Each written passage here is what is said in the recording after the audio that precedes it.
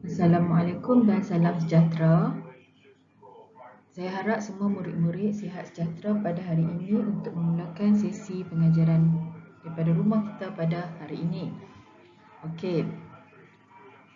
Semalam kita dah bincangkan tentang format penataraan kimia SPM tahun 2021.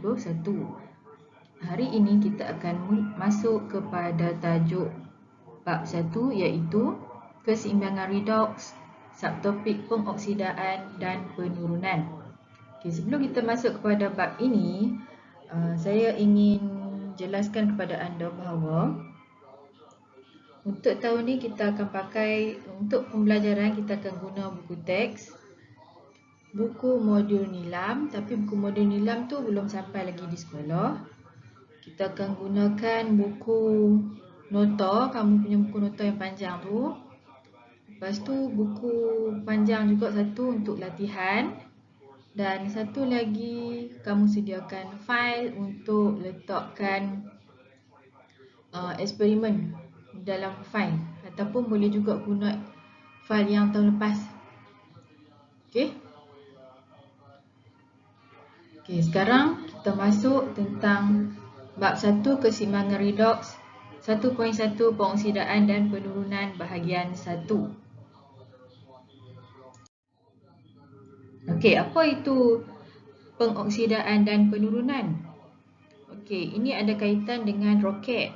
Kalau roket memerlukan daya tujahan yang tinggi untuk berlepas ke angkasa. Daya tujahan tersebut dihasilkan melalui tindak balas pembakaran antara bahan bakar dan oksigen. Okey, tindak balas pembakaran merupakan satu contoh tindak balas redoks. Jadi, apa yang dimaksudkan dengan tindak balas redoks ni? Okey. Tindak balas redoks ni ialah tindak balas kimia yang melibatkan pengoksidaan dan penurunan berlaku secara serentak. Saya ulang, tindak balas redoks ialah tindak balas kimia yang melibatkan pengoksidaan dan penurunan berlaku secara serentak. Okey, di sini ada keyword yang perlu kamu ingatlah bila ditanya soalan tentang apakah, jelaskan maksud tindak balas redoks. Jadi mesti ada tindak balas kimia melibatkan proses apa dan berlaku secara serentak. Okey. Faham? Okay, tindak balas redoks pada asalnya dirujuk kepada tindak balas yang melibatkan oksigen. Tetapi tindak balas redoks juga boleh dijelaskan melalui beberapa taksiran yang berbeza. Selepas slide ni nanti saya akan tunjuklah. Okey, istilah redoks ni berasal daripada apa? Istilah redoks ni berasal daripada perkataan bahasa Inggeris iaitu reduction, oxidation. Okey. Okey. Tindak balas redoks, definisi tindak balas redoks ataupun takrifan tindak balas redoks ada 4. Okey. Ada 4 yang kamu perlu ingat. Ada 4 ya. Okey, yang pertama tindak balas pengoksidaan dan penurunan tu mesti penambahan atau kehilangan oksigen. Okey, saya ulang, tambah atau hilang oksigen. Okey, tambah atau hilang hidrogen. Okey, ini silap dah, bukan O saja. Bukan O2O saja. Okey, pemindahan elektron dan juga perubahan nombor pengoksidaan. Okey, untuk hari ini saya cuma nak sentuh tentang penambahan atau kehilangan oksigen dan juga apa yang dimaksudkan dengan penambahan atau kehilangan hidrogen. Okey, kita pergi kepada oksigen dulu. Okey, apa dia? Apa yang dimaksudkan dengan pengoksidaan dan penurunan dari segi penambahan dan kehilangan oksigen ni? Okey, tindak balas redoks yang berlaku antara magnesium dan gas karbon dioksida dalam gambar foto 1.1 menghasilkan magnesium oksida dan karbon. Bolehkah anda menulis persamaan kimia yang seimbang bagi tindak balas antara magnesium dan karbon dioksida? Kamu masih ingat ke macam mana nak tulis persamaan kimia seimbang? Okey, kalau kamu belum mahir, nanti kita akan bincangkan nanti kemudian harilah, nanti next time. Okey, pengertian tindak balas pengoksidaan dan penurunan ni diterangkan berdasarkan penambahan dan kehilangan oksigen.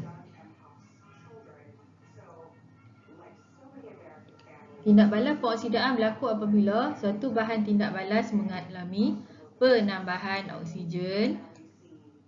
Tindak balas penurunan berlaku apabila suatu bahan tindak balas mengalami kehilangan oksigen. Yang ni tambah oksigen maksudnya pengoksidaan. Kalau hilang oksigen maksudnya penurunan. Boleh ingat tak?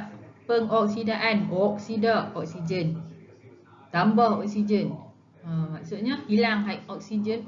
Tambah oksigen, pengoksidaan. Penurunan maksudnya hilang oksigen. Kamu boleh hafal salah satu. Faham tak? Kalau korang tanya pengoksidaan, kamu boleh kata, oh pengoksidaan tambah oksigen. Okey, kalau dah tambah oksigen, kalau penurunan apa yang jadi? Oh, kalau penurunan hilang oksigen. Macam itulah kamu nak ingat. Okey. Daripada segi persamaan kimia pula. Okey, tadi persamaan kimia dia adalah tindak balas dia adalah magnesium tambah karbon dioksida menghasilkan 2 MgO plus karbon.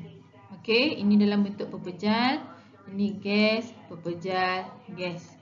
Okey, kamu tengok daripada persamaan ni, kamu dah boleh tentukan dah yang mana tambah oksigen maksudnya dia pengoksidaan. So kita tengok sini, magnesium. Ada oksigen tak? Tak ada. Sini ada oksigen? Ada. Sebelum tak ada oksigen, selepas ada oksigen. Maksudnya dia tambah oksigen, bermaksud tindak persamaan ni ada pengoksidaan. Okey, seterusnya kita tengok karbon dioksida. Ada oksigen tak? Ada oksigen. Apa yang jadi? Ni tak ada oksigen. Jadi ini adalah penurunan, tindak balas penurunan hilang oksigen. Jadi adakah ini tindak balas redox? Ya, ini tindak balas redox. Okey, jadi soalan ni nanti akan ada dalam latihan kamu. Okey, jadi kamu dengar baik-baik. Okey, apakah bahan yang dioksidakan? Bahan yang dioksidakan ialah magnesium. Okey, magnesium mengalami penambahan oksigen. Bahan apa yang diturunkan? Karbon dioksida. Karbon dioksida mengalami kehilangan oksigen. Ejen pengoksidaan karbon dioksida CO2 bermaksud karbon dioksida telah mengoksidakan magnesium. Okey, ejen penurunan magnesium. Magnesium telah menurunkan karbon dioksida. Okey, jadi saya harap kamu fahamlah tentang takrifan tindak balas redox berdasarkan penambahan atau kehilangan oksigen. Okey, kita pergi kepada hidrogen pula.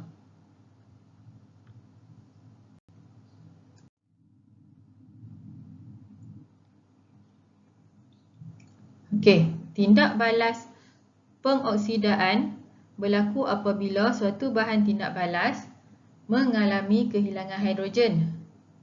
Tindak balas penurunan berlaku apabila suatu bahan tindak balas mengalami penambahan hidrogen. Okey, pengoksidaan hilang hidrogen. Kita tengoklah. H2S tu apa? Hidrogen sulfida menjadi sulfur dalam bentuk pepejal. Ini gas jadi pepejal. Okey, apa yang hilang kat sini? Hidrogen hilang. So, dia hilang hidrogen, pengoksidaan.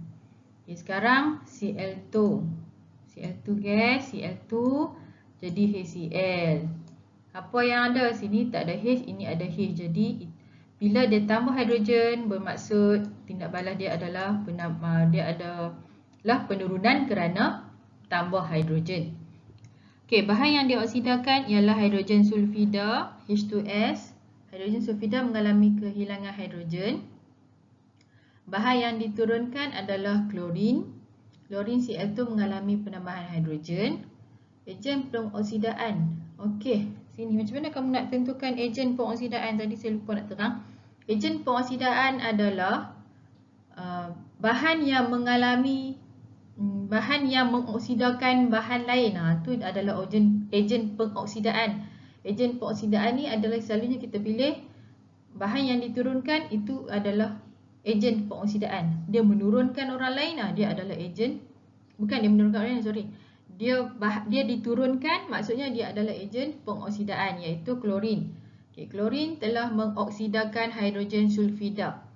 Kemudian ejen penurunan adalah hidrogen sulfida. Kenapa? Kerana hidrogen sulfida telah menurunkan klorin Cl2. Okey, setakat itu saja pembelajaran kita pada hari ini. Saya nak kamu jawab soalan aktiviti 1A muka surat 5 dan juga 1B muka surat 6. Buat dalam buku latihan kamu. Okey, kemudian bila dah siap, kamu snap gambar dan hantar kepada saya untuk disemak. Itu saja untuk hari ini. Terima kasih. Assalamualaikum.